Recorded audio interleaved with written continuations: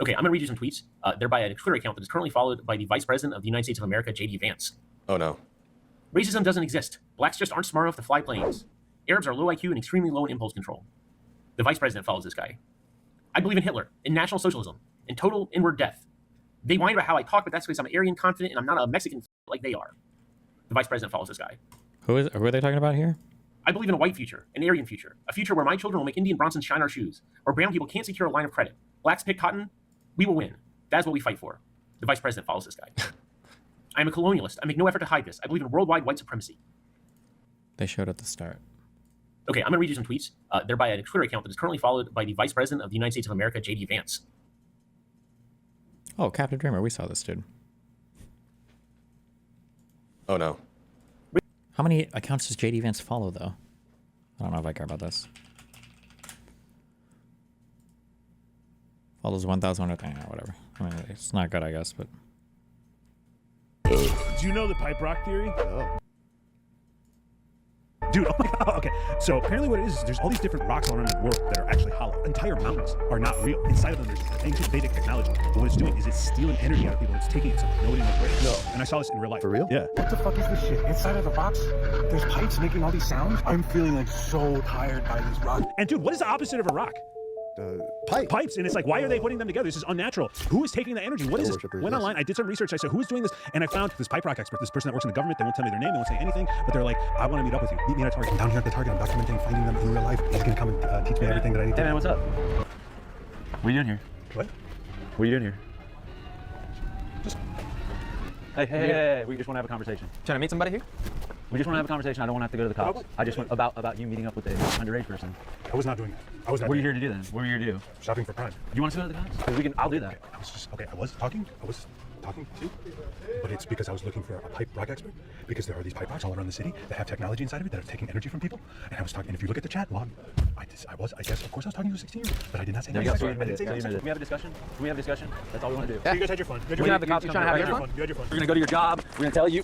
This is actually really... Get in the fucking car. Get in the car. This is so funny. Hey, let me go. Shut it. Little hot sauce. Yeah. I'm going to kill this fucking guy. I'm going to fucking crush your head. Die! You fucking piece of shit, fucking Jay. He was right.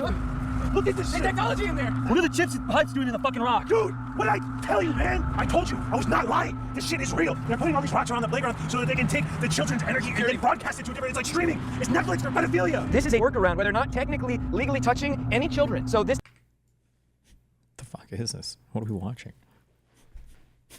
They're not breaking any laws here. We have to trace where it's going. Yep. North Hollywood. What? They're in North Hollywood. They're in a house. We have to Listen to me. Listen to me.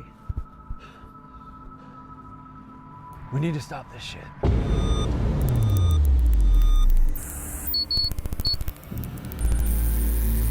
This is it. This is where the energy's going. Yeah. They're sucking up all the purity vibes from the playgrounds and broadcasting it here. What are they doing with it there? I don't know. Yo, holy shit. That's fucking Tom Cruise, man. Yeah, you gotta get in. You gotta What? go in there. How we get in? How we getting in? Look, they're letting caterers in.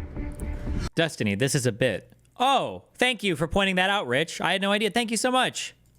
We'll get you in as a caterer. You can use my old catering outfit. Here, and take this. What is it's it? a button cam. All right. We're gonna see everything that you're seeing. Hey, here for the catering? Yeah. What's the password? Buttfucker. Okay, wave him down. Basically, it's past apps and drinks. Okay, you know what you're doing. Keep this on. If it comes off, you will be tased. I know you're gonna tell your talk to them out there. Would you like some more shit?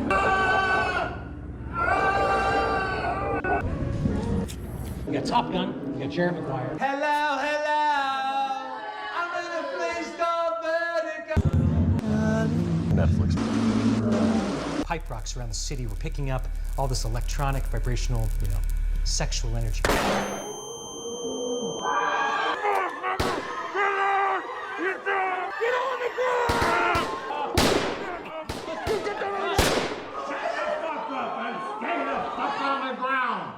This is the North Pole Defense Team. Epstein. I'm Santa Claus. We are getting news tonight that Santa and the North Pole Defense Force successfully took out a massive pedophile syndicate, all part of an operation that resulted in multiple high-profile arrests as well as the death of Protestant singer Bono. Operation Pipe Rock was a joint effort with the Church of Scientology under the command of Lieutenant Colonel Tom Cruise. I'm not a pedophile. The stunning operation was all caught on video thanks to a daring podcaster and one-time suspected named Kevin Podcast, who sustained an injury during the raid. President Trump awarded him with the inaugural Presidential Podcasting Medal of Informativeness. Nobody's ever done it like him. He's a warrior in every way, and we appreciate you being here. I'm not a pedophile at all. At the press conference, Mr. Podcast announced that once his cousin gets Audacity to work on his computer, he is going to be making an album of non-pedophilia covers of R. Kelly songs. I believe I can fly.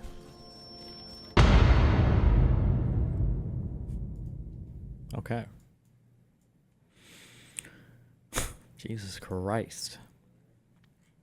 Today, while walking my 3-year-old daughter, a group of Slava Ukraini protesters followed us around and shouted as my daughter grew increasingly anxious and scared. I decided to speak with the protesters in the hopes that I could trade a few minutes of conversation for them leaving my toddler alone. Nearly all of them agreed. It was a mostly respectful conversation, but if you're chasing a 3-year-old as part of a political protest, you're a shit person.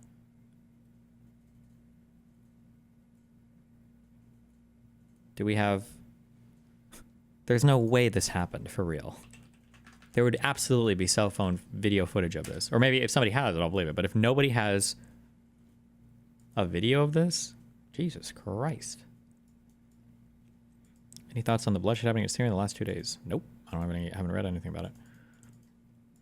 People did it to him while he was skiing. Yeah, and there's a billion fucking videos of people protesting him while he was skiing.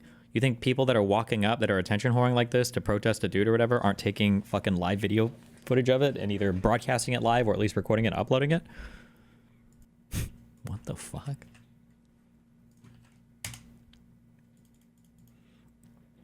He attacked a Tesla station wearing an American flag and a Naruto headband. Hello, based? Based on anime, this would be not okay, is what I was saying. Is this actually worth watching? Is this guy actually a groiper? Joe Rogan podcast, check it out. The Joe Rogan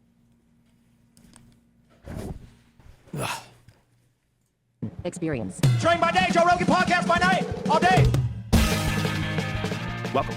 Dude, very nice to meet you. Yeah, good to be here, man. So let's take, first of all, why do we love conspiracy so much? Because I fucking love them. Dude. I love them. I love finding out the dirty little tactics and secrets and how the government does things and what the fuck's really going on. Why is it so exciting? I think it's something like deep down in humanity. Is like we love storytelling. Yeah. And these days, conspiracy theories are like, I mean, 10 years ago, conspiracy theories were fringe and they were problematic. Tell me about it. Right? I was a conspiracy theorist way back in the day when you were a fucking nut. Dude, you were a conspiracy theorist when I was not even here yet. I was arguing with people about the moon landing on the radio before there was any podcasts. I mean, maybe there's some of the mystery element, but the thing is that so many of them are, it's a knowledge. It's a thirst for knowledge because some of them are total bullshit. But some of them are clearly, there's something there. Clearly. Right? Yeah. And realistically, if you had like the journalists of integrity from 1960s era alive today and they hadn't been bought out and shot in the head and whatever else happened, dude, I they think would even be in the conspiracy 60s theorists. they were compromised. Well, they were getting bought out. The big one is Woodward with the Watergate story. Oh, yeah. Did you see Bill Murray when I had Bill Murray in here the other I haven't day? watched it yet, no. Bob Woodward wrote Wired, which is about John Belushi. Bill Murray read 5 pages of it, and he said, holy shit, they framed Nixon. He said the Bob Woodward story about Belushi was so full of shit. It was so exaggerated and fake and just filled with nonsense. He's like, John Belushi was a lightweight. He goes, John Belushi would drink 3 beers and he'd be drunk. He goes, it was probably the first speedball he ever took and he died from it. Like this whole thing about him being this raving, drug-fueled maniac was totally fabricated. It's a good example of how the mainstream narrative had Nixon as a crook. Yeah. And he's just one of many examples, right? And okay. When you really start to look into it, you realize, I mean, probably not the greatest guy, but what was the real story there? What were they framing? Why were they trying to get him out? Yeah, no, this is not a defense of Nixon. Yeah, Nixon was not a great guy. But Tucker thinks that Nixon knew too much about the JFK assassination and wanted to talk about it. And he started saying, I know who killed JFK. Yeah. And he started yapping. And they were like, let's get this motherfucker out of here. Yeah. And also, one of the terms that he had agreed to run for president was Gerald Ford. who was on the fucking Warren Commission. Bingo. Gerald Ford as his VP. Yep. So Gerald Ford becomes the first ever non-elected president. He slips in. He becomes president for kind of a bullshit term. Yep. And does a whole bunch of war party things and just a whole bunch of bullshit. And we decide that Nixon was the real problem with the country. I mean, how often is it that they're allowing someone that they aren't sure about to get to president, and they're sticking them with a VP that is their guy, right? Oh, like yeah, Dick Cheney. LBJ with JFK. Dick Cheney. Dick Cheney. Everybody Mike was the Pence, hidden secret that, well, Pence was a... I don't know what the hell to think about Mike Pence. Pence is like I a have no preacher. idea. I think he was good to get the fucking the Just religious super people. rhino, super weird guy. Yeah. But I mean, Odd Trump guy. is a weird guy too. Like, who knows what's going on Oh with my Trump right now. God. Yeah, He's the most fun. I love Trump conspiracy theories because people get so riled up and it's so partisan and political, but within it there's all this like juicy like meat for thinking about. It's like not even conspiracy theories, it's just like his history. Right. And especially with the Epstein stuff now and his history with Epstein, it just gets me so interested in you'll never know the real story. But here's the thing about theories and stuff. There's so many things that are so weird that you would think, wait a minute, well, this can't be real. This is fake. Yep. And then it's connected to real life events in some sort of a way that you would think there's a conspiracy. Like here's one of my favorites is Little Baron Trump's. Yeah, dude, I just got the book. It just came in the mail. Insane. Have you read it? No, dude, I'm gonna read it. I just got it. I should buy it. I should I'm buy the book stoked. before it gets I bought got out. it in a 3-part series that has the Baron Trump one, and then the Last President, and there's one other one. And then how about the Werner von Braun one about a guy named Elon that takes us to Mars? Werner von I haven't read that Braun, one the yet. fucking Nazi who ran, Operation Paperclip and became the head of NASA. Super occultist kind of stuff in Writes there. a novel about a guy named Elon that takes us to Mars. And even Elon saw that and he's like, is this real? Like you would think. There's no way. Simultaneous to us kind of getting like some version of. Do you think Epstein killed himself? There's like decent evidence that Epstein killed himself. And there's no evidence that anything else happened. So UAP disclosure that implies time travel, which is like, Lord knows what that is. But it's just so fun to speculate because it's like, how would we know? Yeah, how would we know? And the whole UAP thing, boy, you want to find a cauldron of bullshit. Yeah. That's the cauldron. Do you know who's got the best take on it? Is Jacques Vallée. I'm in the middle seen a lot of of his stuff. my third book of his right now, and it's I'll tell you what it's called. Yeah, I should read some. He's the best. Why do you say he's the best? Like, what's your qualifier there? I'm on this one, Confrontations, which is one of a 3-part series of human interactions that have been documented with some sort of an invader from some other dimension or planet or whatever the fuck it is. He is the most rational. He's the most analytical. He's the least likely to buy into horseshit, but not dismissive. That's of like strange the critical balance, right? Yes. Well, he's the guy that they modeled the French scientist in Close Encounters of the Third Kind after. Wow. So he's been in this game since the 60s, investigating these things. And time in the game counts for a ton. It counts for so much. And that's my greatest weakness in a lot of ways, among several, is that I'm just really new to the game. And so I'm constantly like catching up on shit, and as stuff breaks, like Pam Bondi, for example, I have no history on who Pam Bondi is because I wasn't paying attention when Pam Bondi was in Florida. And so I'm having to like play catch up on what was going on. Right. And the people that have been here for forever. Wait, what is this guy's like actual job thing or whatever? Like, what does he do? Who is this guy? Other than...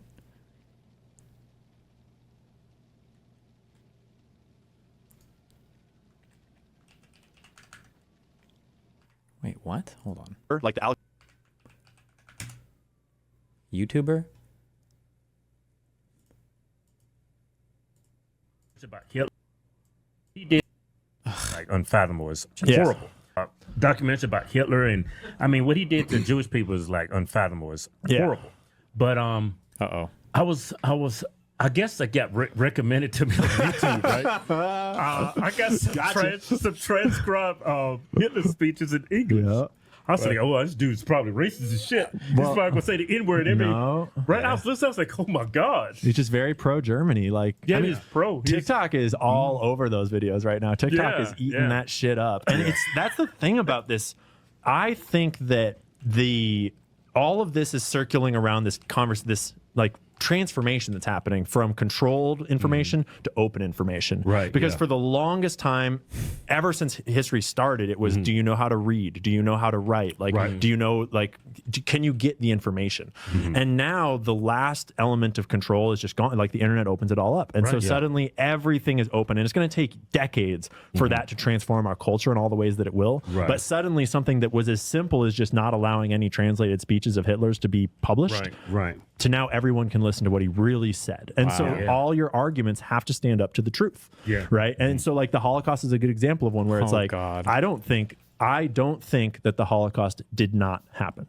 So to be clear, what I'm saying is dramatically over exaggerated. But I know that the narratives around the Holocaust that I was taught in school, they were forged in the era of controlled information. And we are now entering the era of open information. And a lot of the like Holocaust denial stuff that goes around on Twitter is presenting evidence that is worth talking about because like we've never had that conversation because we were never allowed to. And now that we are allowed to, it's like those arguments are going to have to stand up to the actual evidence that is freely available. Right. And I'm not saying one way or another. Like I've purposely avoided doing a lot of that research just because like I don't want to get canceled. And You were scared of what you was gonna find, right?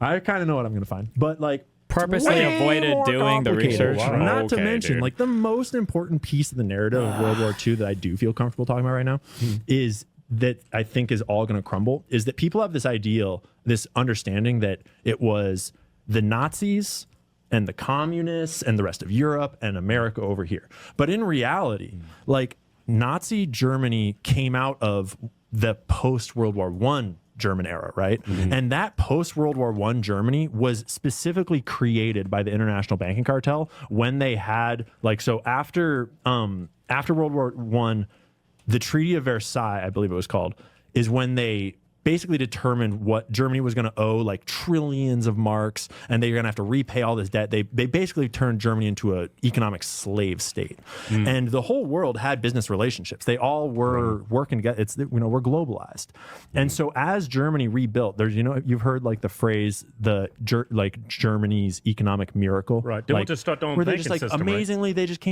just Germany exploded with industry and they paid off all their debts. It was like, how did they do this? And the answer is they didn't. We did. Everyone else all around the world was funding them. Like, for example, the Bush family, Prescott Bush, and his buddies Thiessen, they were directly funding IG Farben and the whole steel industry in Germany. Like all the money that built Germany back up was the vultures preying upon this impoverished state, just like Dick Cheney after Afghanistan. And he like Halliburton goes in there and gets all those contracts. It was the exact same thing. And those death camps, like those camps in Germany, they were slave labor camps. And all of the companies, just like our prison labor system in America right now, where McDonald's and Starbucks and Verizon are using prisoners to do like labor for 7 cents an hour or whatever it is. That's what was happening in Germany in that pre-World War, or like pre and during World War II, is all of our American and European and British, all these other corporations, these multinational corporations, were building the camps for the work that they were using to produce the products that they were selling. And Wait, what? Did he just say because of how we helped Germany after World War II, it's because we were building camps, concentration camps in Germany before World War II for slave labor? What? It was not just a German operation. It was a global economic operation. And that's a take.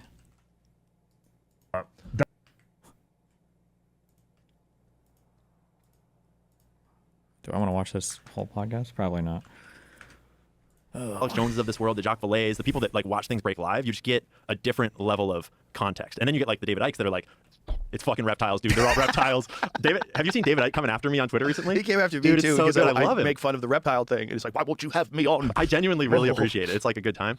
But But it's like maybe there are reptiles. I don't know, man. He went too far in a time where there was no internet. Yeah. He went too far. It's you get too certain of yourself, right? You think It's you a- have the answers and you just keep going. A little bit of a grift. Yeah. With some of these folks. I'm not saying necessarily him, but it's a little bit of a grift. Yeah. Well, it's an easy temptation to fall into, especially with the internet. Like every single day, people in my position, I mean, people in your position too, like we have the ability to just like, I'm going to get views and money if I drop deep down this grift. But a lot of them are not, like a lot of them, when you look into them, you realize, oh, there's like literally nothing there. There's a bunch of stuff that's clickbait horseshit for sure. Or at least there's probably nothing there. Yeah.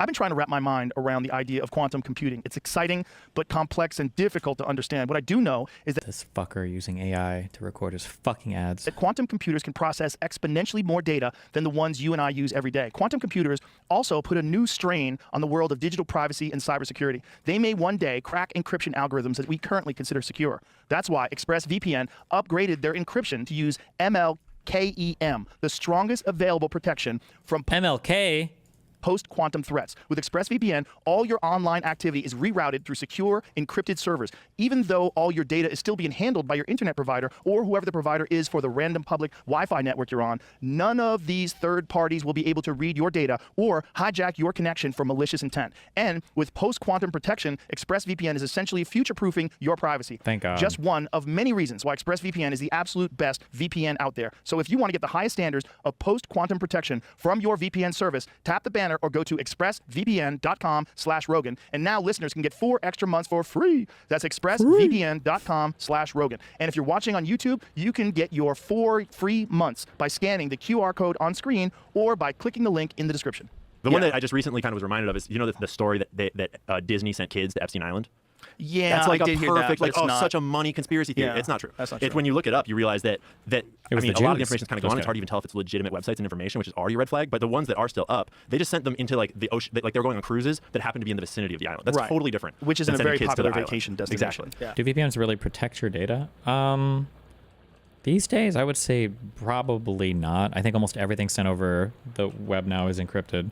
I think the only thing a VPN can do is disguise from anybody who is managing your connection. So I think like if you connect to Wi-Fi or your ISP or your whoever you're connected to Wi-Fi won't be able to tell like where you're visiting, like what websites you're going to. But I mean, it's not like they shouldn't be able to read your traffic regardless because everything is encrypted these days. But And so it becomes this like, and that's kind of I think that's the fun part of the game. We thought about buying the island, dude. The main benefit to VPNs is that you can visit websites that might otherwise be blocked by your ISP or whatever you're connected to.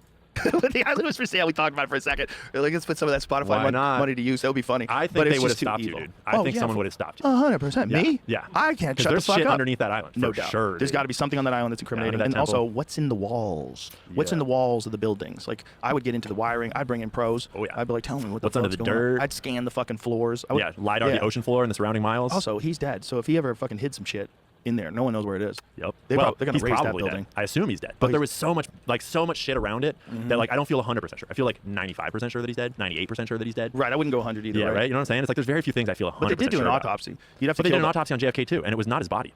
Well, Probably. sort of. They did two autopsies. Right. They did. The initial examination of the body was in Dallas, and then they flew it to Bethesda. Yeah. The thing about that is, and this is a part of David Lifton's book, Best Evidence, which made me. If you're gonna watch a portion of this podcast, just do the last 45 minutes. Why is that the most interesting thing? VPNs will provide encryption for web traffic that isn't going over HTTPS protocol and may not be encrypted. Who does that anymore? Such as for some old HTTP websites. I don't even know if a modern browser would even let you. I don't even know if you have the option to click like advanced and yes to connect to websites like that. You might, but I mean, like you're being a retard at that point anyway. Does anybody use? I don't even know. Yeah, I'm not even sure if HTTP without HTTPS is like even supported. I don't know. Fuck off. If you're going to shit like that, you know what you're doing anyway. Good luck. Become a conspiracy theorist. I've never read it. It's fucking great. And David Lifton, who's an accountant, they gave him, I forget what the project was, but it was something to do with the Warren Commission report. So this guy's like a serious bookworm. He read the entire... Wait, is there a new, for our current Factorio DLC, is there a current best organization for solar panels and accumulators now? Is there like a blueprint for that? Warren Commission, which fucking nobody does. Yep. And it's like 9,000 pages. That's or a something superpower. Like that. Being able to read like that. Exactly, and find contradictions over and over and over again. He's like, this is horseshit. This whole thing's horseshit. And then he found out that Kennedy's brain was missing when it got all the way to Bethesda. He found out that the Dallas doctors said that the neck wound was an entry wound, and then the ones in Bethesda turned it into a tracheotomy hole. It was a bullet hole. He got shot. You could see him go like Garbage that. all over the place. And then you also see his face get blown off, and they published photos of him from... Bro, if you listen to this every week for hours, what do we need to do to get these people to vote Dems? True. The official autopsy where his face was visible. I have a theory, and this is just mine. Yeah, I'm and really curious sure to I'm hear not the yours. only one. I think he got shot in the head at the same time from two different directions. Jesus Christ. Because there's a bit of spray that goes forward, which is not like things are weird when you hit them with bullets. Like people have shot people in the head and the bullets come out their eye. Yeah, like like it ricochets around around the like a back of the 22 skull. or something like that. But weird things happen when you shoot things, but some things are super consistent. And one thing that's super consistent is when you hit something, it goes in the direction that you hit it, right? So back into the left. Hicks used to talk about that all the time. Back into the left. We were making fun of the fact that the Zapruder film clearly showed that it wasn't a shot from the back. But the head goes spray too. It goes spray like this back into the left. Can we see it? Let's see it real quick. Yeah, something I love about the JFK story is that there are so many deep experts that have really done the dig, and they don't all come to the same conclusions. Well, here's the thing about Lifton's book. He also Really? documents how many witnesses were murdered. And it's astounding. That's the All part these that often witnesses, gets left off, too. their cars got parked on railroad tracks, and they died of heart attacks when they were 30, and they got fucking shot in a robbery, Funny and they committed coincidences. suicide. They gas. They fell asleep in their car. Man, Hillary Clinton sure got started early. Yeah. Back into the left. Watch this. Watch this. The explosion. Yeah, because he's already hitting the neck. You're totally right. It's like a cloud in the front, right? I mean, it could be that the top of his head exploded right there, and the force drives him back. It also could. There's another possibility, and the possibility is spontaneous nerve reaction of your body shutting down, which could cause you to go back into the left, even if you get shot in the front. Yeah. But the thing is, the spray, or if you get shot in the back, rather, the spray looks like it's going forward. Like we'll watch when he gets hit. Okay. See that? Yep. It's just weird. But that could be, but the thing is, there's not a bullet hole on the other side. So that could be just the opening of the head, and it's an explosion of blood that comes out. Also, you have to realize he's probably bleeding internally already. He got shot in the neck. So he gets shot here. There's probably blood spraying all over the place inside of his head. And then boom, he gets shot in the front of his head. But his head clearly goes back into the left. Like almost instantaneously. And in a way that you would imagine if someone got hit like that. Watch this again. Boom, he gets good hit. catch on that frame. And then back. And it's all gone. Like his face is just clearly open right there. Right. And it's clearly not a shot from behind. I mean, like it's definitely not a shot from behind because there's no entry wound in the back of his head. And if you're saying that thing hit the front of his head or the side of his head from behind like that, I feel like if there was a conspiracy theorist training course, the JFK assassination would be like the perfect like dry run training course to like build it around, because you have all the pieces. You have a complex conspiracy with unknown actors from intelligence agencies and organized crime and maybe multiple governments. It's like, and we don't know all that. Then you have a complex cover up that evolved over time. You have like researchers. You have bad information being fed in from outside. You have conspiracy theorists that are taking it in directions that are like corroborable. It's got all the things that you need to both learn how to dig into and learn how to watch out for. It's a lot of fun. Well, and also people didn't really get serious about it until about 12 years after the assassination. So when Geraldo Rivera has Dick Gregory on his show, what is this? Ooh. Whoa. Have you guys ever heard the theory that frames were taken out of the Zapruder film to make it look like the car never slowed down? That's crazy. That's bizarre. The thing is, I don't know how to trust things like AI reconstructions of videos. Okay, you said the last 45 minutes. I don't think I can watch this whole thing. I'm sorry. This is fucking retarded. Social media and the internet. Like you could do a great job of smearing someone and making them look nuts. Remember Jenny McCarthy? They smeared the shit out of Jenny McCarthy because she was suggesting that her child changed after her child was vaccinated. Oh my God. And her child got autism. Bingo. And this is when they were doing the multi-vaccines in one day and dosing kids up, and they made her look like multi-vaccines in one day? What? Fucking idiot, and they removed her from Hollywood. She essentially got blacklisted. That's the story, right? There are certain narratives that are golden cows that you cannot touch, and the vaccine industry has always been one of them. The thing about that one is we all would agree. I would have agreed. If you got a hold of me 6 years ago and asked me about vaccines, like they're one of the most important inventions in history, and then you read, have you ever read Dissolving Illusions? No. Read that book. Oh, shit. All of those diseases had dropped off because of sanitation and nutrition. Yeah, I've got some graphs. Yeah, they all had dropped off, and then the vaccines Measles come along. included, speaking of the current thing, which is controversy. an infection that everyone got when I was a kid, and what happened was you'd get sick for a few days, and then you'd be immune for life. Yep. Yeah. And they were making it look like everyone's dying from measles. Like, no, if you're dying from measles, you're sick. You're already. Everybody got measles back in the day? Is that true? Everyone got measles? It was like chickenpox? How common was measles back in? Hold on. Joe Rogan, age is 57 years old. History of measles infections.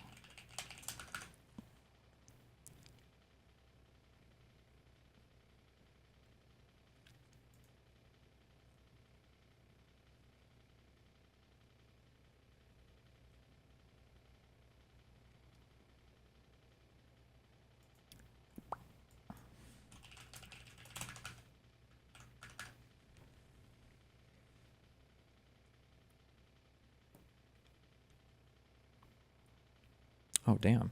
Okay, so the vaccine for measles became available in 1963. In the decade before, nearly all children got measles by the time they were 15. It's estimated that 3 to 4 million people in the U.S. were infected each year. Among reported measles cases each year, an estimated 400 to 500 died, 48,000 were hospitalized, and 1,000 suffered encephalitis, which is swelling of the brain. In 1954, some losers did some shit. In 1963, John Enders and colleagues transformed their thing into a vaccine and licensed it. And then in 1968, an improved and even weaker measles vaccine was developed, blah, blah, blah, blah. Okay. I wonder if there were that many people. So I guess infection probably was still happening when he was a kid, I guess.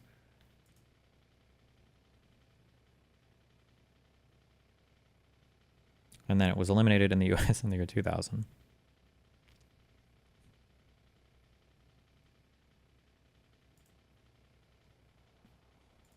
Compromised, which is exactly what happened with COVID, where 90% of the people who died had 4+ comorbidities. Yep. Jesus Christ. Which is why it was such a red pill for me, because I was like literally an ultra marathon runner that was going to the gym like 3 hours a day. Like I need natural immunity. I already have natural immunity. Go fuck yourselves. Yeah. Like, what are you doing?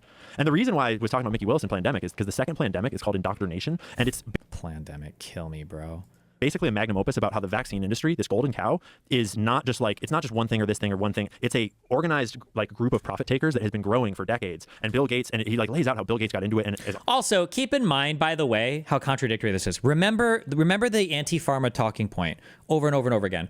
What is the anti-pharma talking point? They don't want there is no cure in the there's no money in the cure. There's only money in the treatment, right? That's why they don't want us to get any better. They just want to treat it. They don't want to cure it. They just want to treat it. Well, if Big Pharma was in charge of making money, wouldn't Big Pharma be making way more money hospitalizing however many 50,000 people a year and treating them and giving them drugs and all that? Wouldn't you make more money there than just fucking vaccinating somebody? Like, wouldn't that be way more profitable if we thought Big Pharma was just trying to do whatever they could to extract as much money from as possible? Like, why would they make vaccines ever? Like, whatever. He's on camera saying how many profits he's made off of vaccines and how great of a business model vaccines are. And vaccines as a concept, great concept, but it is so lucrative if manipulated and corrupted that really evil people started to do really evil things with it. Also, you have complete immunity to liability. Yeah. Well, they got that orchestrated partway through that sequence because they were starting to get sued like fucking crazy. Right. Because there was all kinds of injuries. And so This that's is how the they Reagan lobbied that. administration, right? Exactly. Yeah, Reagan passed that act. Does every FDA drug have immunity to liability? It wouldn't surprise me if all of them did. But I'm curious. Can you sue any FDA? Can you sue FDA approved drug for liability, whatever?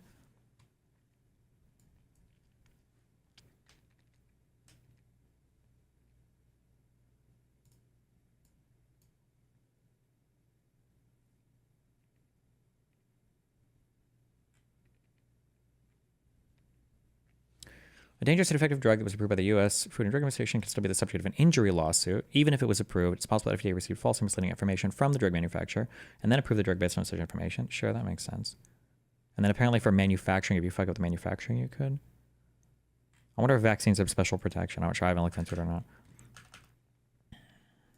They got to stop that. You can't just give people immunity because then they lie. They lie so they can sell more stuff, and then they get caught like they did with Vioxx, and they only pay a percentage of the profits. Yeah. And it's not just that you can't give them immunity; it's that you cannot just punish with fines. You have to punish with prison time because if you don't punish with prison time, it will never change. That's true of the drug industry. That's true of our corrupt government officials that are like, for example, the person that was withholding these Epstein documents from Pam Bondi and she fired him. No, put him on a stand and at least give him a trial to make sure he didn't commit treason or something else, right? And maybe he's fine. And what's the crime? But you have to have a crime that you can charge somebody with. You let him go and he's just fired. But like if you're not going to send the Epstein clients to prison, if you're just going to like fine a couple people, like 2008 banking collapse, we'll fine all the bankers a little bit and we'll just put one little pawn of a banker in jail.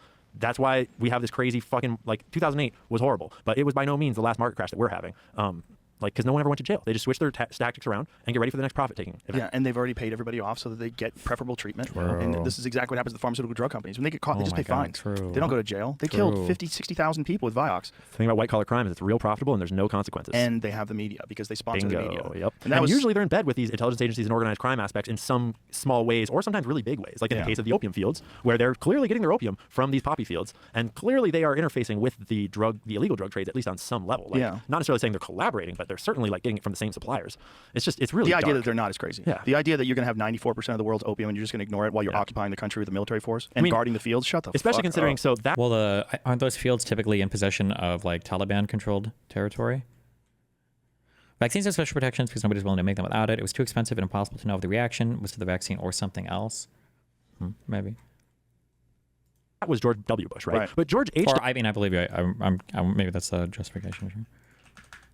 W. Bush. This is one that's not totally declassified yet, but I've been digging deep into it. I got a whole bunch of documents on it. And it's kind of declassified. Is that during Vietnam era, we were managing all of the opium production and the heroin production in Laos and in the surrounding area, and it was being sold to American service members to make money for the CIA for black operations. And that was George H.W. Bush. That was his time. That's why his nickname is Poppy. It's not because he's like the dad. It's because he was brought into that organization with Richard Helms. That's the reason why his name. Oh no. That's why his nickname is Poppy. And that is still not mainstream CIA like disclosure news. There's a whole fucking rabbit hole about it. Like it is kind of disclosed that we were involved in that drug trade somewhat, but it's not disclosed that's why all the Vietnam veterans came home addicted to heroin, because the CIA was selling heroin to them and to a lot of other parts of the world in order to raise funds for their black budget operations, because the CIA has always had trouble funding all their operations. Which is also what they did with crack cocaine in Los Angeles. Bingo. With Freeway Ricky Ross. It's all tied in. So Bill Colby, who put that all together. Why, that just seems so fantastic to me. The CIA is so corrupt and our government is so corrupt and evil and deep state and blah, blah, blah. They can't just like get more money from Congress. Couldn't they just steal money from somewhere in the federal government? Like, yes, they're ultra super corrupt, connected to one of the most expensively funded organizations in the world, the U.S. federal government, but they couldn't steal the funds for it, so they illegally sold heroin instead. I mean, I don't know. He was in the heroin operations in Vietnam, and he was like a little lower down and not running it. And then as he grew up and came to power in the CIA, and those other guys that were more competent, Richard Helms being the primary one, Richard Helms and H.W. Bush, they were not involved when he went off on his own and tried to set up the cocaine smuggling. And that's why he bungled it so fucking bad, because he was a psychopath that didn't have the skill sets required in order to run something that complex. And it eventually, when Barry Seal got popped, he was the guy that was flying the, like, it used to be I'll drive a truck with a brick of cocaine across the border, and then Barry Seal was this military CIA pilot that said, like, I'll just fill my whole fucking plane with cocaine and get like 1,000 runs in one. And he was just flying whole planes over to Mena, Arkansas, where Bill Clinton was the governor. Yeah, as well as a few other places. That Tom Cruise movie where they get a call from the governor. Bingo. And they have to let Barry Seals out, which did happen. Oh yeah, and when Barry Seal finally got popped, all the rats started to run and try to look out for their own, and eventually that led to Oliver North taking the stand and totally bungling his fucking job on the stand. He was supposed to be like, bro, you're supposed to be the fall guy, and now we just have this huge fucking problem. Yeah, it's wild. Wild. And these are just one of thousands of stories like this. Yep. Thousands and thousands. Very of stories. well documented. That originally, you're a fringe reporter, Gary Webb. You're making it all up. You're a disgrace. And Gary Webb's writing Dark Alliance. You can look up his Wikipedia page. And Gary Webb exposed how Freeway Ricky Ross was the outlet for all this cocaine. And holy shit, Freeway Ricky Ross is a crazy story. But then I've when had he him on exposed, 3 times. Yeah, Dude, what an interesting guy, right? He's selling weed in LA now. Dude, legally. what a full circle. He goes from wanting to be a tennis pro to being the #1 kingpin of cocaine, business mastermind. Doesn't know how to read. Yeah, illiterate the whole time. Yeah, learned how to read in jail, became a lawyer in jail, and then shit. realized that the 3 strikes law had been inaccurately applied to him. Whoa, yeah. I did not know that. Yeah, they applied dude. it to one specific event. It's supposed to be you get arrested 3 different times for 3 felonies. No, I think that they needed to cover it So all he's up out of because jail. shit was starting to come out. Well, Because Gary Webb was starting to fucking... I mean, maybe Gary Webb was after that, but then Gary Webb committed suicide by shooting himself in the head 2 times. Yeah. It's like, okay, guys. Yeah. Crazy movie about that, too. Yeah, crazy. There's so many of these things. It's like the idea of a conspiracy theory being a ridiculous fringe thing doesn't hold water anymore. It's like the Jimmy Dore skit. It's like, reading? You mean reading? You should try it. Jimmy's the best. Yeah, I love Jimmy He was just much, here. dude. What a He legend. just filmed his new special at Mothership. Yeah, Jimmy's the best. I love him to death. I've known him from comedy, from back in the day. Yep. And then when he was at Young Turks, when he was a leftist. Yep. And then, which he really still holds all those same values. No, he holds it down. Yeah, like he's you and still him are the for 2 guys I workers. point to and him a little more than you now, of when I'm like, where's the sane left still at? Right. It's kind of like you guys. And like Eric Weinstein is a good example. Eric and Brett Weinstein. Yes. There's a couple. Oh my god. Well, there's people that didn't. Taibbi's another one. Taibbi's great. I love Taibbi. There's people who didn't cave. But they get fucking attacked. Boy, they have a lot of pressure. Oh, yeah. It's like, it's so hard to know what's real in the world, and unless you have Schellenberger, unless you have Glenn Greenwald, unless you have those people out there that are risking their neck, they're sticking their neck out there to tell you exactly what's going on. This is what funded it. This is how it started. Don't let them say any differently. We made an agreement with Russia. We did this. NATO did that. This is what's going on. And, Can't be bought. And it's so important, and they rise now. There's so many of them now, and they're coming. It's becoming much more mainstream. And if you look at some of their videos, it's millions of views. And then you find that MSNBC is getting a fraction of that. And they're corporate funded, enormous, huge organizations with staff, and now they're hemorrhaging people. It's wild to watch the mainstream journalists, like the MSNBC folk, have to leave. Like Joy Reid just left, for example, and like when Don Lemon left, they got fired. Exactly. You can't say left Yeah, because they didn't want to leave. They got kicked out. But they try to make it in the new media world, and they're just like, you have no value here because you were never good at this job. You were just good at reading propaganda to us. You look good, and you got put on camera. Whereas Tucker Carlson gets kicked out, and he fucking slays it, and he just grows bigger and bigger and bigger because he's not bought and he's not scared, and he actually is good at communicating and interviewing and getting to the truth. And it's so cool to watch this seismic shifting in the industry. Yeah, it's really fascinating. It's a fascinating time, and I think it's good for humans. Oh yeah, it's good for the human race. It's good, and there's going to be a lot of bullshit out there. There's a lot of stuff that's not true, but that's okay too. You'll figure it out. Well, the truth will rise. There's too many people that are telling the truth, and there's too much that's undeniable that once you start reading, you start questioning virtually everything. Fun time for 2 things you guys were just talking about. Oh yeah, Southern Air Transport. This is the airline, right? This was the airline used. Came out the same day that they filed for bankruptcy after being in Columbus, Ohio.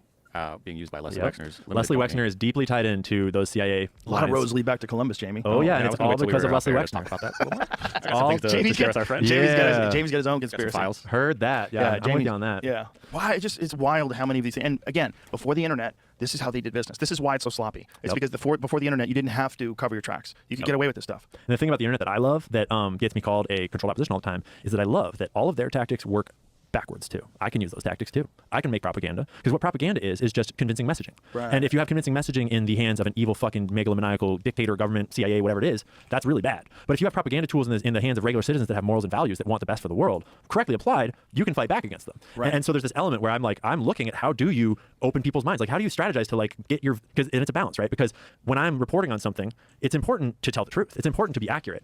And accuracy, if you really dig enough and get enough accuracy, that reduces entertainment value. But if you find the way to balance entertainment value with accuracy the right way, which is always a moving target, you can change the world. Like I'm a regular dude 2 years ago. I was an Uber Eats driver, an ultra marathon running guide. I was like a no one in the middle of nowhere.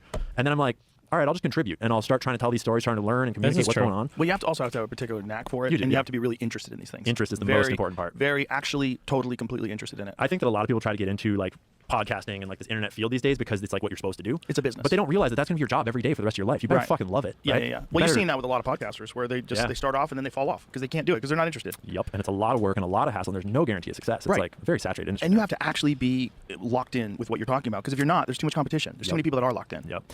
Okay, what do you think is going on with the whole UAP thing? Dude, I love this fucking conversation. Is this like UFOs, it's the most interesting. unidentified aerial things? Do you or want what to go is the angle UAP? of like what are the crafts, or do you want to go the bigger angle of like what is the phenomenon? Okay, let's start with what is the phenomenon. I think that right now, science and religion and UAP exposure are all converging on similar truths. And what I mean by that is that science, so you know the science of consciousness, how we don't really know where the fuck consciousness comes from? Right. But there's a lot of... I like how a long time ago, is it Dave Norrie? We used to listen to Coast, and it was just like a for fun thing. You listen to like the crazy on AM radio. It was late at night. Or no, George Norrie. It was George Norrie, and there was another guy who hosted episodes too. It was, was it called Coast to Coast? They were like the crazy UFO dudes, but you'd listen to it, and it was funny and interesting. But it was like, you knew it was like, this is like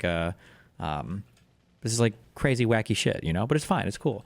And now it's like, no, actually, these are mainstream podcasts that are having these conversations. People genuinely, Art Bell, yeah, and then George Norrie, I think, would take over sometimes. And I think he ended up taking over something. I don't know, it's a long time ago.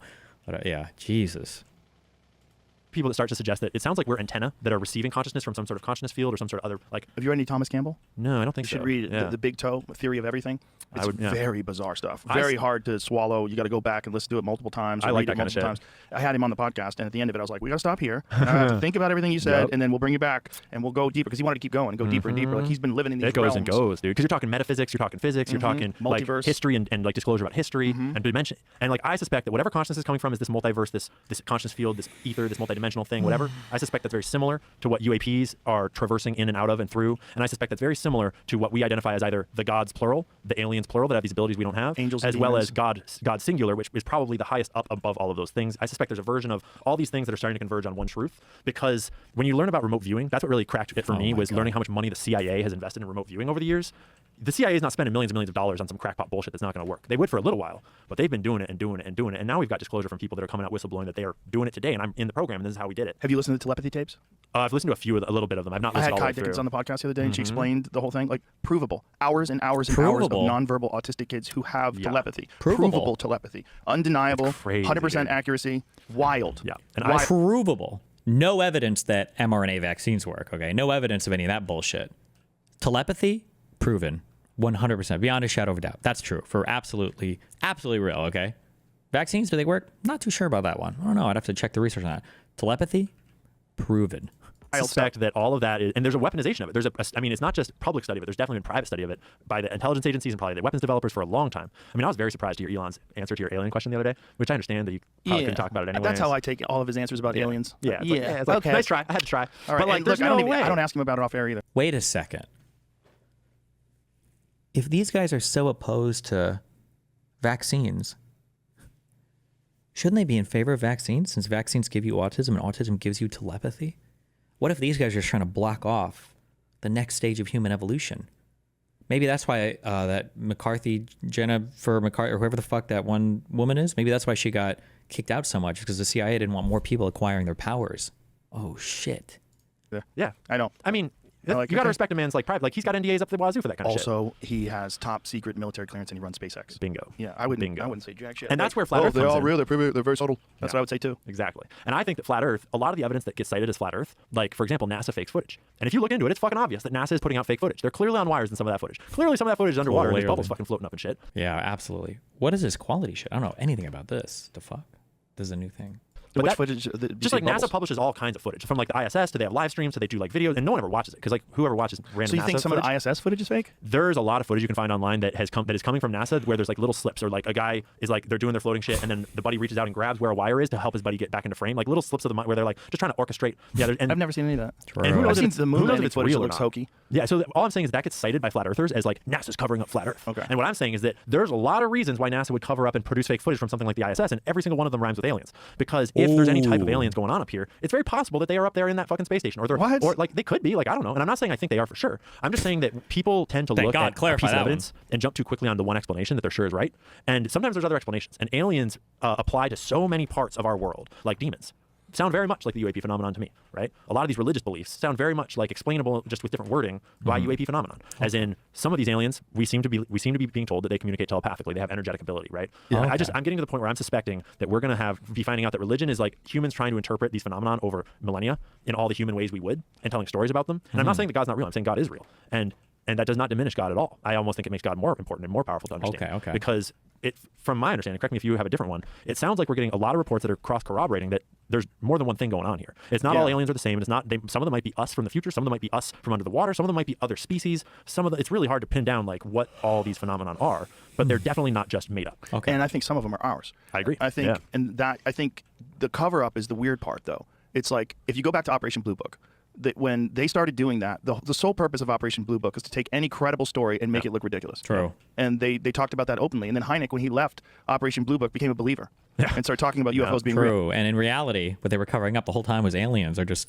superhuman autistic children that are faking videos for NASA in outer space while trying to mislead people into thinking they're only faking the ISS videos to try to trick people into thinking that the Earth is flat, when in reality, it's to hide telepathic children communicating with aliens. Oh, and demons. Sorry, aliens and demons. Yeah, that's wait. Did he say there are no aliens? They're all just demons? Maybe it's all demons. Who knows?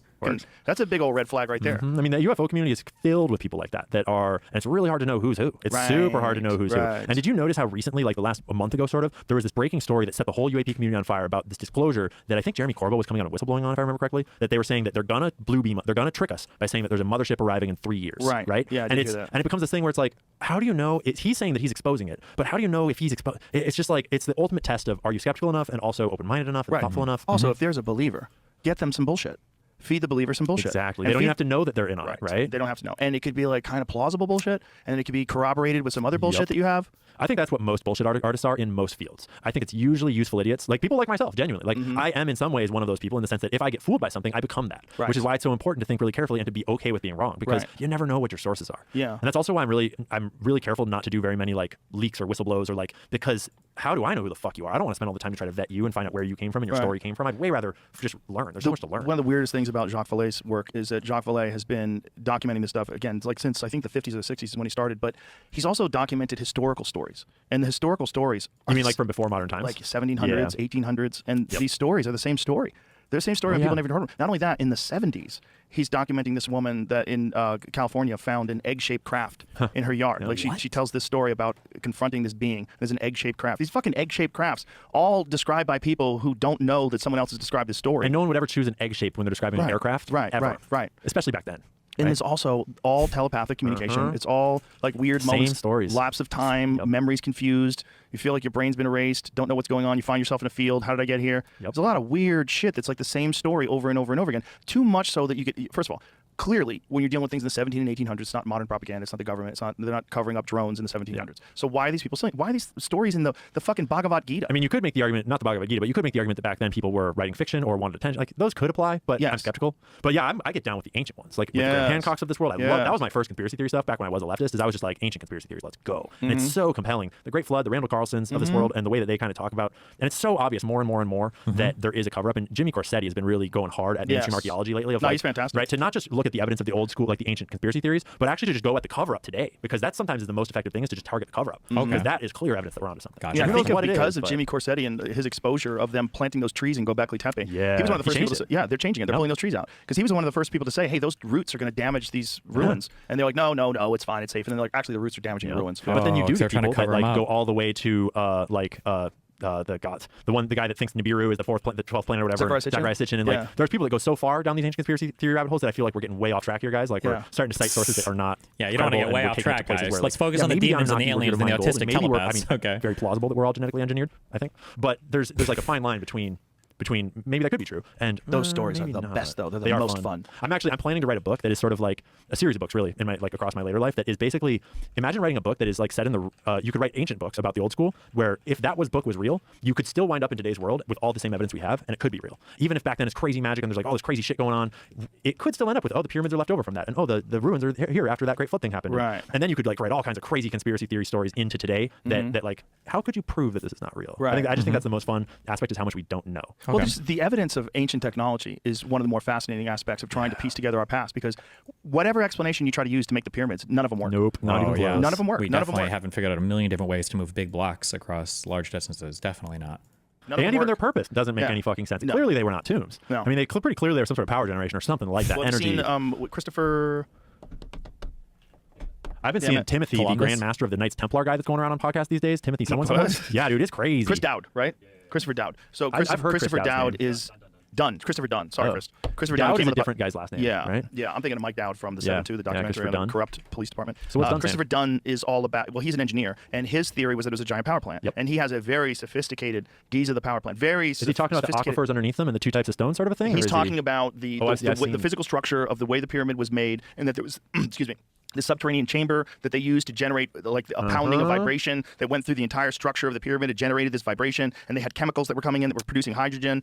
He had the king's chamber, the way it's lined up. This is exactly how you do it if you were trying to do this. It's like everything matches up mathematically. It's fascinating. And they're built on aquifers from the Nile flooding every year. And every year when the Nile floods, water rushes underneath those pyramids through these like stony kind of like porous rocky structures under there. It's just there's so many interesting versions of what it could be. At the very least, it's a mystery. And it's certainly not also a tomb. mystery that shows fantastic engineering and construction methods and the ability to move rocks and bring them from 500 miles away through the mountains that are 50 tons. Like how? I suspect telepathy of some form. I suspect like alien capability. Do you think it's technology, or do you think it's like some kind of technology, right? You don't think it could possibly be that aliens have the ability to literally move things with their minds? I mean, I didn't even if think you're of dealing that. with something that can come here from another planet, communicates telepathically, who knows? Who fucking knows? But even if it's human beings, let's say it's super sophisticated human beings that lived at the very least 4,500 years ago, because that's the conventional dating of the construction.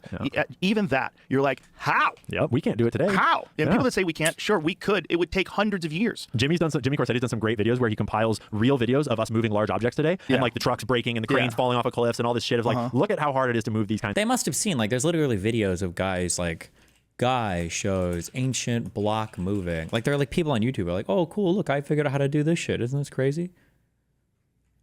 This video is 8 years old. 20-ton block. The weight of a minivan would be to place a stone underneath it. And I could place another stone. Using this technique, he's moved everything from 1-ton blocks to buildings. He moved up to a pole barn at one point, a 30 by 40 pole barn that he moved 300 feet for me. And it was more or less, you know, what else can we move? And he looked at me and says, hey, can we move your barn? And I said, sure, let's, you know. Next thing you know, it was 300 feet in the other direction onto another piece of property. It can move barns. And while he's betting, it moves Stonehenge's 25-ton rocks. But raising these giants is a whole different puzzle. This is 19,200 pounds. Yeah, it's 128 cubic feet of concrete. The first goal is getting this block 3 feet off the ground.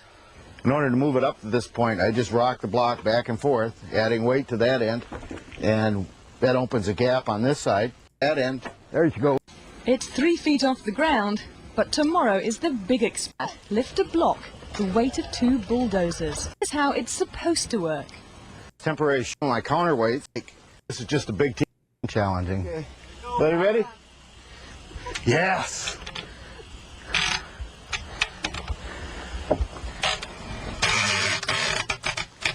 All right. Now just start spraying the sand. The sand will wash out and the block will start coming down. You think Once the sand is washed from the pit, the block's own weight slowly stands it up. Okay, finally, she's between the lines, guys. Looks good. He did it. Wow, convenient editing there. Kinds of rocks. It's crazy. It's crazy. And the idea that they were completed in 20 years, which is the reign of Khufu. Yeah, it's total nonsense. garbage. And it's also like these archaeologists they're clinging to this narrative because this is what they taught in schools, this is what they wrote books about. And then when you look at the cover-up, there's no reason for that level of cover-up if it's just a building technology. Yeah. That's where I start to go, clearly that is connected to these UAP technologies, to these free energy technologies, whatever it is. There has to be some sort of reason why covering up how these ancient structures and ancient cultures were built and worked has to relate somehow to something very important and valuable today. I think they also have to somehow or another explain it, because to say that it's impossible control opens up too many doors, and it removes the expert, because you're not an expert anymore, because you're one of us now. You might know more about that site than I do, but you still don't know what the fuck happened. So you have to claim, or at least push it out there, that you're the voice of reason, you're the voice of this is the actual historians, we're the real archaeologists. Don't worry, we've got it covered. I saw a really funny meme the other day that was it was like 4 pictures, and it was humanity gets really intelligent, invents AI. AI builds all these crazy technologies and pyramids. Sunflare wipes out AI. Humanity restarts. It's it could be. That's a fair. Holy shit, that's a crazy original idea that has been written about in science fiction for like 100 years. Wow. A fair. I mean, how would we know? Or right? it could be the asteroids that hit, or the comets that hit at the Younger Dryas impact. It is an interesting split in the conversation, right, between the solar flare conversation and the comet impact conversation. Right. There's like evidence for both. Right. It could have been both. Could have been both. both. And multiple versions of it. Well, that's the Younger Dryas impact theory. They think there was more than one event. They think there was an event around 11,800 years ago, and then again around 10,000 plus years ago. And this makes sense why civilization sort of emerges 6,000 years ago, because it's like we were probably fucking savages for thousands of years. We're probably monsters. I mean, I'd people imagine that we only lived inside of sorts of like Ellora caves type places for a while, right? Right. Which is they found evidence of these massive underground structures that they can't explain. Why would someone use the resources in a time of hunters and gatherers to build these underground structures that are fucking insane, like multiple football fields underground, entire cities that can house thousands of people. And a couple of smart researchers point out really astutely that if you were doing that to hide from other humans, to like protect yourself from other humans, you would never dig into a cave system that you could just get drowned in. Right. You would never dig into a cave system that has no way out so that you can just get sealed in. Right. That's clearly not. It wasn't to escape humans. You'd have to leave to get food. Bingo. You'd be trapped. Like the Mongols used to like famously sit outside cities for weeks, just waiting for people to starve. We'll just wait. We have plenty of food out here. And that's another example of this exact same phenomenon we're talking about, of these old control systems that worked perfectly well in the old era. And now that we have these communication technologies and everyone's getting linked together, it's just the free flow of ideas that just, it's like this natural evolution of consciousness and humanity that we just naturally start to break through those I'm of the mindset that, we can all change the world, and our choices do matter a lot, but also in some ways we're all just part of this cosmic system of like the evolution, like we're all just part of this giant humanity system where we all collectively on balance with all the weird probabilities of all these people, we're going to evolve technology. We were going to industrial revolutionize. We were going to find oil. We were going to discover electronics. We were going to invent AI. It was always going to happen. And this is an era that is always what's going to happen, and it will happen one way or the other. Like we affect how it happens. We could go the Whitney Webb dystopian, like they rule us with surveillance everywhere, or we could go to this great utopia of like everyone has enough and we're all using technology for the better. Well, I think she's right that that's a possibility. It's super important one to talk about too. Well, Elon talks about like there's an 80% chance that AI will save us, 20% chance that it'll rule us. I do respect how he openly will say that like the things I'm inventing could be used for evil. Like the things I'm inventing are dangerous. And we need to be careful and regulate them properly and create them with intention and careful care. I don't know if he's necessarily doing as much as I would hope he's doing to take care with that, but I'm sure glad it's him and not Jeffrey Epstein, who was deeply interested in all these same technologies. This is a whole other side of him that no one talks about, is his interest in technologists and geneticists and all those things, right? Yeah, well, he had a lot of influence over scientists. That's a creepy move, to like take scientists and throw parties for them, throw conventions for them. And a couple of them, a couple of them had some serious accusations, like Marvin Minsky, for example, but I bet a lot of them were not like compromised. Like Stephen Hawking. Everyone freaked out when Stephen Hawking was on the list, but it makes perfect sense as you realize that he was throwing conventions on that island for scientists specifically to bring them all together, because that way you get connections, you can get favors, even if you're not blackmailing them, then they just want to be on your good side because you have all these connections and you can fund all their projects, and you become this integral part of this technological sort of space. Blackmail's not the only tool. That's a blunt instrument. There's a lot of just connections. He also just hooked people up with wives. Like, do you know that he claimed that he introduced Melania to Trump? Yeah, that's a crazy one. I suspect Melania conspiracy time. I suspect that Melania has been whispering in Trump's ear. I think she was trafficked before, either bad trafficked or good, or just like knew Epstein and like knew that world a little bit. But I suspect that she's been whispering in his ear about what that really is and does and all that things, because she's been kind of like acting from the back a lot. But when you really dig into what Melania's been doing, she's very, very active in anti-trafficking and in protecting. Can you say with intellectual honesty that you're 100% sure you're living on a spinning ball? Thanks for the content. Well, it's an oblate spheroid. Okay, not a perfect sphere actually, but yes. Traffic victims and girls and stuff. And as Trump, when he married her, and then they have Barron, and he's watching his son grow up. So you have this young child, and you have this wife telling you about her previous life, probably, and just whispering in your ear that like this could be your legacy, this could be your legacy, this could be your legacy, right? Because he used to be friends with those people, even though I don't think he was blackmailed, because I think that would have come out when the Democrats were going for him. Right. And maybe he was involved in the trafficking a little bit because of the things that he bought and the people that he knew and like Roy Cohn connections, but I don't even know about that. But regardless, he knows the game. And then he marries Melania. And then more and more, like he was in charge when Epstein went down. He was the only one that when Epstein got arrested and they were going around asking for dirt, he was like, I'll fully fucking cooperate. Fuck that guy. I'll tell you everything that I know. And so I suspect Melania has been instrumental in his sort of shift to being the only guy willing to go after those traffickers. Out of all the information that's getting disclosed, supposedly this administration, what do you have the least faith that we're going to come to Epstein, a conclusion? for sure. Epstein. And I think it's because of Israel. I think that because when you really dig into Epstein, his entire network was Israel. It was clearly like Ehud Barak was the ex-prime minister and the ex-head of Israeli intelligence. Leslie Wexner was one of the most powerful pro-Israeli philanthropists. The whole organization was Israel. So I'm not saying it was all of Israel. It was all an intelligence gathering, and it was targeting Americans. It was targeting American officials and the American president. Right. And the CIA does have interest in those targets too. Elements in the CIA does. Certainly they had help from the CIA, and certainly they had help from these other organized crime and intelligence operations. But you don't like, so for example, Dan Bongino, the new was he deputy director of the FBI? He recently had this clip that went all around where he said on camera that he had a source that he trusted deeply, and he's an informed guy. Okay. He was at Fox News interview, and the source told him that Epstein was working for an intelligence agency in the Middle East, and I don't know which one, but someone in the Middle East. And to be fair, we all already knew this. We already know who he worked for. At least I think so. But I'm looking. Okay, Dan. So if this giant group of Jewish billionaires is running a sex trafficking operation targeting American politicians and business people and stuff, you think they're working with an Arab or Muslim nation in the Middle East? Like, you think that Leslie Wexner is devoting his entire life to philanthropies on behalf of Israel, but then he's going to work for Saudi Arabia when he's doing the trafficking, right? But if someone says to him that they're all working for a country in the Middle East, knowing he knows what that means, but not specifying, doesn't he kind of have to repeat it that same way? Well, he also has to repeat it the same way because he won't get the job if he says Israel, because Israel has so much control over our government right now. And I'm not saying that all Jews are in on something, clearly. Just like, clearly. And Joe is definitely not saying that. Definitely not. But the Israel's government is every bit as vulnerable to the deep state effect as the American government. But I would argue that Israel's government is way more vulnerable to it because of the people that founded Israel and the way it was founded. It was founded in a modern time, much more recently, by, like, it was a revolutionary founding. And I can totally sympathize with the Jewish desire to have that state. Like, I get it. But because of the way that happened, the people that founded Israel were a bunch of organized crime figures in America, the Jewish mob, that were helping with money and with arms trafficking to get the guns there because they had to have guns. And it was the Rothschild banking family sending a whole bunch of money and getting the declaration in the first place. And then the people that were there, the three different organizations, the Irgun, the Lehi group, and the Haganah, those were the three, like, paramilitary groups that fought to found Israel, and they're like the heroes of Israel,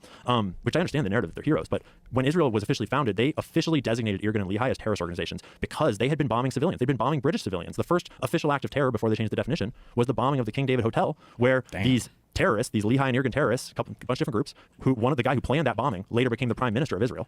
They were bombing civilians. And like, so when those are the groups that are fighting to found that nation, even if all the Jews there are wonderful people, the leadership is inherently composed of these people that have been deeply corrupt for all time. And so you get this fertile ground for this kind of deep state effect to take power. And when you start to research the heads of state of Israel over history, you realize that a bunch of them were in those groups doing those terrorist acts and have done a bunch of dark stuff because those were the people that were at the top of that military organization. Like, those terrorist organizations reformed to form the IDF.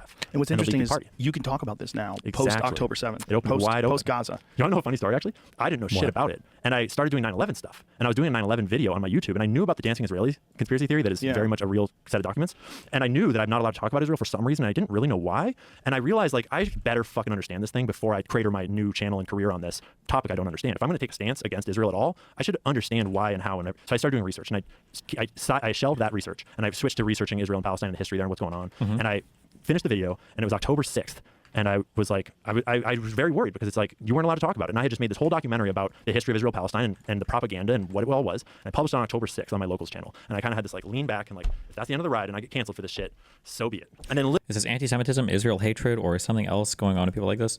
For this guy, I don't know enough of him to say, but like, it doesn't feel like anti-Semitism or anti-Jew stuff. It just feels like he's super conspiracy driven.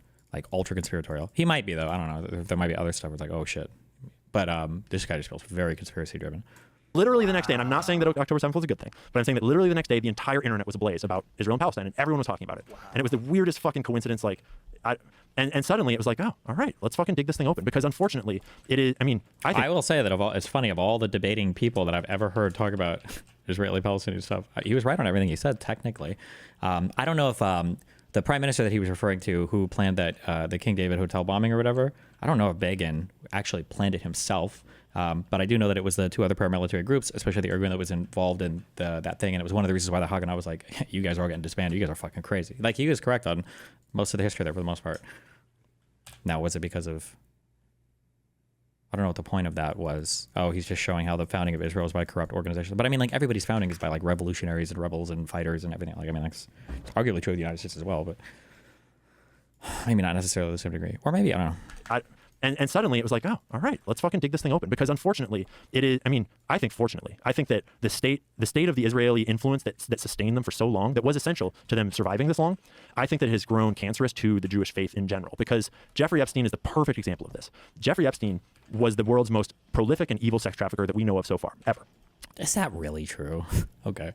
And he very clearly was a Jewish organization of Jewish people working on behalf of Israel and other groups. And so that's a dark stain on Israel and on the Jewish people if you own it. Like, if you try to defend that, that's not good. You don't want to have to defend that. Right. You want to be free of that kind of shit, because the Jewish people don't believe in that. That's not what Jews are. Jews are regular people. It's the deep state of the intelligence agencies in Israel. And the thing about Israel is that Jewish people have every incentive to need to defend Israel, right? Right. Because if I'm a Jew, it's like, of course you have to defend Israel. Like, that's very understandable. It's your people, and you don't want another Holocaust. Like, you don't want another, like, Jews have been in conflict with other people for ages because they are outsiders and because they're so different and because they group up, and lots of reasons. But you don't, like, as a Jewish person, you're now faced with this choice. Do I stand by Israel always, forever, for everything? Hey, Destiny, citizen of Canada. I think Trump annexation is a real threat, even if not by him, then by the lines of dialogue he has normalized. Thanks so much for being a countervailing voice of reason in the historic times. Thank you for the money, so I can help buy more arms, so we can support you in the upcoming struggle. The one thing that I thought of earlier, I didn't talk about this. I think that the annexation talk, especially after that leaked convo, or they didn't leak the convo, but they leaked about what it was about, that Trump was talking about how he doesn't believe in the treaties and he thinks that they're old and don't have to be followed by the United States or blah, blah, blah. I wonder if that idea was given to him by Putin, considering he spent time with Putin like a couple weeks ago in Saudi Arabia talking about, you know, Ukraine. I wonder if Putin found a way to kind of like sneak that into a conversation. You know, he's like, oh, I don't know if Ukraine is legitimate. Like, you know, it's kind of like you guys in Canada, you know, like a lot of these old treaties don't really mean much. You know, I wonder if he dropped that to him. And afterwards, Trump was like, you know what? Maybe. Because where the fuck would Trump get that idea from? I've never heard this talked about before in my entire life. I've never heard anybody reference any of the founding treaties or any of the treaties that demarcate Canadian-U.S. borders ever. I wonder if Putin dropped that to him. And defend everything they do? Or do I get labeled as a self-hating Jew like Dave Smith gets labeled, like Glenn Greenwald gets labeled? Right. Do I stand against all of my culture? And do I get ostracized by my family and by my community? But the problem is that if you have to defend everything that Israel does, you're forced to defend this fucking deep state. He did not spend time with Putin in Saudi Arabia. Wait, I thought they met in, or was it just envoys that met in Saudi Arabia? Oh, maybe it wasn't him directly? He's had conversations, at least on the phone with Putin, though, right? Over these negotiations and everything? I'm almost positive. I feel like I've read that. That is in bed with these organized crime figures. Right. And I would argue that that Israeli deep state is just as much in bed with all. Oh, it was Rubio and Lavrov. Okay. All the other organized crime as our deep state is, as the Saudi deep state is. Right. Like, there's evil people at the top of all these governments. Well, the thing is, Israel is... Oh, that's true, too. I thought the same thing during the Zelensky meeting when he dropped the Putin has been through a lot with the fake news bit. Like, that was a new talking point that had come... I wonder if that did come from Putin. That's a good point, too, yeah. I wonder. Connected to one race of people. Yeah. It's correct. Whereas the United States, which also is involved in a lot of... Is he really going to annex Canada? So the problem with Trump is Trump says things that are just like unbelievably fucking stupid, but then he does things to try to do those things. In his first administration, he clearly didn't have an understanding of government or what he needed to do to get his insane agenda passed. And now this time he's coming at it with the understanding that he needs sycophants to do things, because a lot of what he wants to do just isn't legal or possible, right? Unless you've got sycophants everywhere in the government. So that being said, he's been speaking a lot about the annexation of Canada. I don't think anybody took this very seriously, but according to the, I don't know if it was WAP or the New York Times that was reporting it, apparently Canada is taking this more seriously now after the last conversation they had, where Trump's goal is to weaken Canada such to the extent that Canada is not able to resist some sort of renegotiation of like the Great Lakes borders or some territorial swap or something. And I mean, we can say, does he really mean it? Probably not, maybe, but he's been consistent on the rhetoric and he's been taking consistent steps to make it happen. So, I mean, what are you supposed to think? He's just memeing and the steps that he's taken just happen to be a coincidence? It's possible, but it's scary. It's hard to say, you know? Yeah, same thing with the Greenland as well, sure. But the Canada stuff is a lot scarier right now. Really fucked up things all over the world. When people think about the United States, they don't think about it as one... Bingo. Yeah. Yep. And so it just puts us all in this impossible situation, and it's an impossible conversation that we all... And I'm glad for it, because it's a maturing process. And I think we need to do it very delicately and very carefully and thoughtfully, because Jewish people are people, and they're not evil. Like, but there are evil Jewish people, and there are evil American people, and there are evil Saudi people, and it's just, that's the way it is. Well said. Right? Well said. And so I welcome the conversation, but unfortunately, the thing for me, fortunately, is when I first researched it, I came across this documentary on Rumble called The Occupation of the American Mind, which is a very well put together documentary that is mostly Jewish people speaking about the history of Israel and about how they realized in the 80s when there was this specific operation where they wound up bombing this refugee camp called Sabra and Shatila, or a refugee camp in a place called Sabra and Shatila. And there was other bombing, like atrocities. There was like, I guess it was a massacre, it wasn't a bombing. And it was the first time where Western journalists had taken video cameras over there and video feed were coming back of the conflict of what was happening. And American sentiment turned really harshly against Israel in the 80s there. And they realized we don't need to win just the kinetic war. We need to win the ideological war on the global scale. Because if we don't win that ideological war, the whole world will turn against us and call us a colonial project, which I would argue they kind of are, but that's not the point here. And I don't mean to say I'm necessarily right about my perspective on that.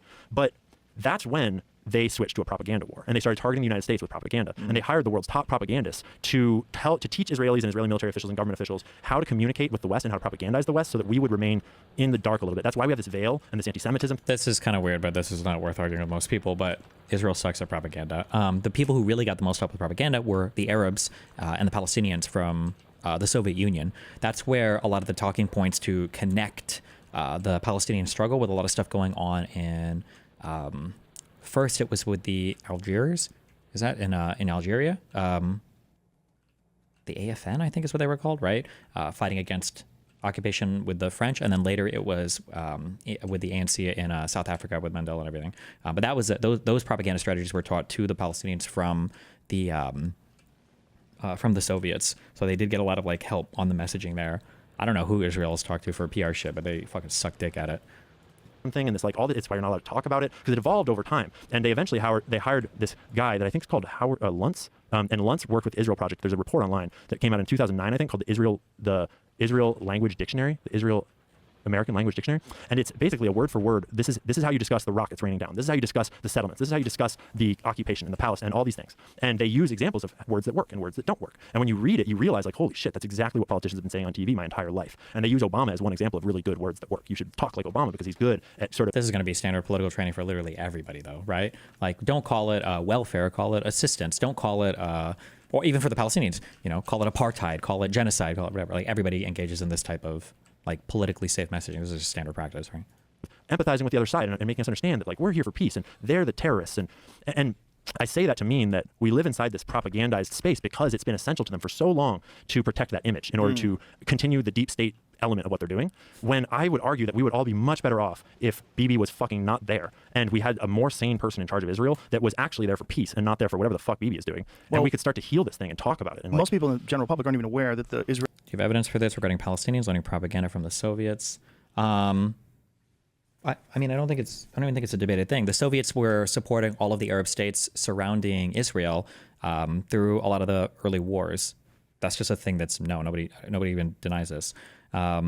Insofar as so for instance in '67, one thing that people used to say, some people still believe this, is like the reason why that war started is because the Soviets lied to Egypt about Israel invading Syria, I think, and that false intelligence report from the Soviets or whatever is one of the things that spurred on that conflict. I don't know how many people believe that anymore in terms of like that was a reason why that war started or something. But this wasn't like covert in nature. Like it was just accepted that the Soviets were kind of supporting the Arab side here, and the Israelis like were able to buy weapons from Europe. But until after '67 or really '73 and onwards is when they started to get more support from the United States. But Israeli people were protesting against Netanyahu before October 6th. Yeah, he's about to get kicked out. Hundreds of thousands of people in the streets, and that it had been going on for a long time. 100%. Yeah. I suspect, I'm hoping I'm not blowing the lid on Trump's idea here. I kind of suspect that Trump is kind of in on a coup against Netanyahu right now. This is just my theory, based upon the way he talked about like occupying Gaza and the way he's friends with Jared Kushner and the way he's friends with the Adelsons. I suspect that these powerful Jews, like the Adelson type people, are starting to realize that Netanyahu is kind of sinking this ship, and he's kind of fucked it all up, and it's not going well for Israel in the public conversation. Like I can ratio just about anyone I want on Twitter over the Israel thing because the public sentiment is just shifting, and it's not healthy for anyone, for Jewish people or anyone else. And I'd suspect that the powerful Jewish people are starting to see that and are starting to scheme on how do we fucking get Netanyahu out of there and put someone in that can actually move us towards some sort of peace. Because without a genuine. When Canada's talking about annexation, are they talking about physical annexation via the military through political/economic warfare, means like tariffs, political warfare and soft power things like tariffs and stuff? Yeah. Basically, the goal is to weaken Canada to a point to where Trump can make some kind of killer deal to negotiate against Canada to get like I guess the Great Lakes boundaries renegotiated, which sounds fucking unhinged, but desire for like Netanyahu is on fucking camera saying that they have propped up Hamas in the Gaza Strip because they don't want a real government in the Gaza Strip, because it's far better for them to run this occupation and to eventually take the land if Hamas is, that's not an exact quote. Everyone should look that up for themselves. But not just propped up, but funded. Exactly. Yeah. And intentionally kept there. Just when you hear that, you're like, well, what's the logic for funding Hamas?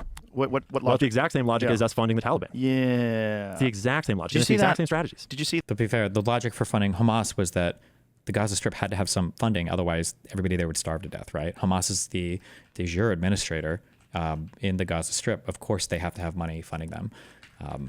It's a complicated issue, but that God, I wish I would remember where it was happening, where someone had to say, "Are we really sending the Taliban $40 million a week?" Yeah, we were. Yeah, 100%. Yeah. And it happens over and over and over again as we just are like we're just sending money willy-nilly to all these like Ukraine, Israel, Taliban, you name it. Like, and those are just a small spattering. We've done it across the whole world, Indonesia, Central and South America, that way forever. And it's this playbook of the deep state is a funny term. I think it's kind of time to retire it because it's not the deep state. It's like this corporate, like transnational corporate criminal organization space where transnational corporations like the banks, like JP Morgan, Jamie Dimon, They were banking Jeffrey Epstein. Somebody say they trans? don't answer to us. They're not American. They don't give a shit about America. Like, they give a shit about money and power. And they're legally required to because they're a public corporation. That's a whole BlackRock. Yeah. We go down. It's crazy. And so, like, when you look at it as people who have this globalist, and actually that's why people shit on Alex Jones for saying globalists. You know, like all the fucking anti-Jew people are like, just say the Jews. And it's like, no, dude, like there's way more going on here. And the tie that binds all of them together, the Klaus Schwabs of this world, the Jeff Bezoses, and I don't know, maybe Jeff's a good guy, I don't know. But like the people that don't think in terms of these are my people and I love them, but I'd rather I'm like a piece of this global community of billionaires that like our job is just to make money and fucking control the world. Like Bill Gates is a great example. They live outside of our world and they do not give a shit if COVID kills 10,000 people or 100,000 people or 10 million people, whatever. And I'm generalizing because obviously they are individuals and they each have their own perspective on what's going on. But it feels to me from researching, there's enough of them that are evil that they're doing some horrible things. And the ones that are a little less evil, maybe they know what they're in on, maybe they only know some of it, because you don't have to disclose everything. In these kinds of plans, like for example, in a CIA plot to overthrow the government of Guatemala, you're not telling everyone the whole plan. They didn't tell Smedley Butler. No, they didn't tell him shit. Right. They told him that they told him that they were going to overthrow a communist that was already taking over I think they probably told him that he was a Jewish communist because they think they were riding on like FDR's second in command was Henry Morgenthau Jr. and he was deeply aligned with the Jewish, like the rich Jewish kind of powers in the world at that day. And there was a lot of anti-Jewish sentiment back then. And so I suspect that they told Smedley Butler that like this guy's a fucking Jewish plant and he's part of the Rothschild thing and like he's a communist, we need to overthrow him. And Smedley didn't buy it. Smedley collected fucking research on them and he went to FDR and he exposed the whole plot. But the problem was that FDR couldn't do anything because these people, titans of industry, like the Bushes of the world, the Fords, I don't even know all their names at this point. It's been a while since I did that dig. He couldn't do anything. And so nothing happened. He couldn't charge them because they just said, you just got out of the Great Depression. We'll fuck your economy up. Done. Ian, there's so much power. Let's bring this to a fucking halt. Yeah. Enough. You freak me out. The rest I of my already day's blew the whole ruined. thing up, dude. And let's real quickly though. Be clear. Okay. Joe does not agree with everything that I just said on this podcast. I can't believe what you said. Yeah, Joe doesn't know shit. am Okay. so upset. This that is I Ian Carroll speaking. You. And right, You're it's like outrageous. And also like I'm perfectly willing to have a conversation about this. Like I don't know that I'm right about everything. I just know the sources I've read and where I've read them, and I try my best to figure out where they are. Very, very reasonable. Right? Very So, reasonable in the way you do this, and I think it's a valuable service. So thank you very much. Thanks. It was a lot of fun too. Thank you. It was very enjoyable. Tell everybody how they can find you. Yeah, find me on X, Ian Carroll Show, and I have a new website that just launched, which is canceliancarroll.com. So cancel me, bitches. Perfect. Come at me. Bye, everybody.